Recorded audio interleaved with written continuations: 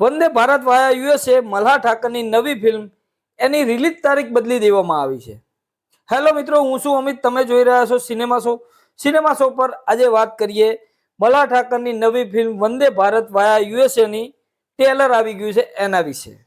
ચેનલને સબસ્ક્રાઇબ કરી લેજો, કેમ કે દરેક ગુજરાતી ફિલ્મોને લગતી માહિતી અહીંયા આપવામાં આવે છે। ટ્રેલરની વાત કરીએ તો ટ્રેલરની અંદર આપણને મલ્હારભાઈ શું કરવાના છે અમેરિકા જઈને એ બધી જ વાત આપણને સમજાવી દેવામાં આવી છે। અમેરિકા તો પહોંચી ગયા છે, પણ એમની વર્ક પરમિટ પૂરી થઈ ગઈ છે। હવે ત્યાં ગ્રીન કાર્ડ મેળવવા માટે કેવા કેવા વલખા મારવા પડે છે એ જ બધી વાત આપણને આ ટ્રેલરની અંદર જોવા મળવાની છે।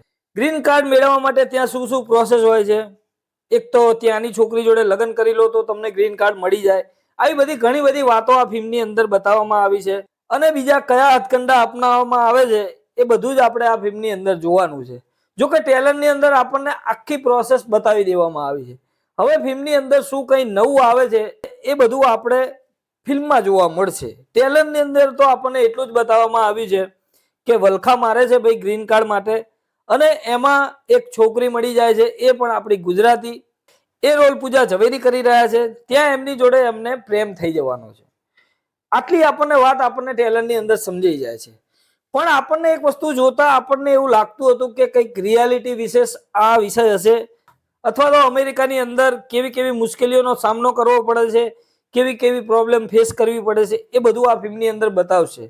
આપણને ટીઝર જોઈને એવું જ લાગતું હતું, પણ અહીંયા વિષય ફક્ત ને ફક્ત ગ્રીન કાર્ડ વિશેનો આપણને લાગી રહ્યો છે અત્યારે, અને એ ગ્રીન કાર્ડ મેળવવા માટે કઈ કઈ રીતે પ્રોસેસ થાય છે આખી, અને કેવા કેવા પ્રયાસ થાય છે એ બધું આપણે આ ફિલ્મની અંદર જોવાનું ખાસ રહેશે। આ વિશે ફિલ્મની અંદર કઈ અલગ નીકળે તો વસ્તુ અલગ છે।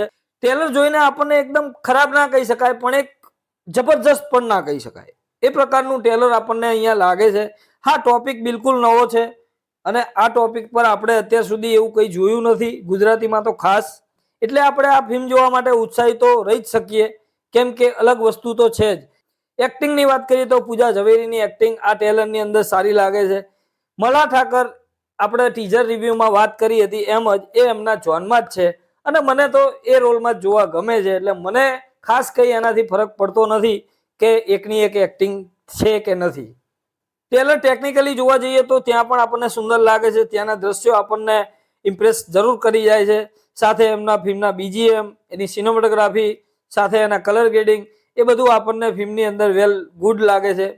અને ખાસ વાત એ છે કે 19 ડિસેમ્બરે આ ફિલ્મ રિલીઝ થવાની હતી, પણ કોઈના કોઈ કારણોસર આ ફિલ્મ 25 ડિસેમ્બર એટલે કે ક્રિસમસના દિવસે આ ફિલ્મ થિયેટરમાં રિલીઝ થશે।